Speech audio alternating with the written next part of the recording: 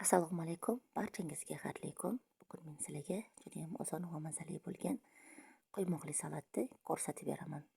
Buning uchun 5 ta tuxum olasizlar va kattaroq idishga solib, tuxumlarni chaqib, ozgincha tuz solib, yaxshilab aralashtirib olasizlar. Tayyor bo'lgan aralashmani qizib turgan skоворodkamizga ozgina yog' solasizlar va quymoq pishirib olasizlar.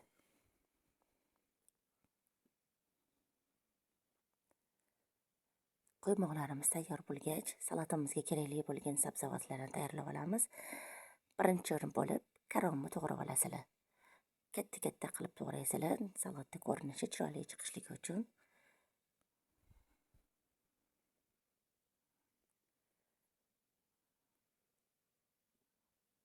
Kolbasani ham xuddi shunaqa qilib, yirikroq qilib, burchak qilib to'g'rab olasizlar.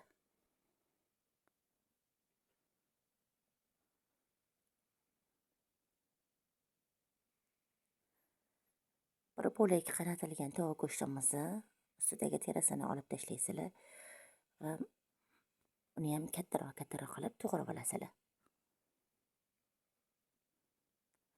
Tayyor bo'lgan quymoqlarimizni ham bo'laklarga bo'lib, yirikroq qilib to'g'rab olasizlar.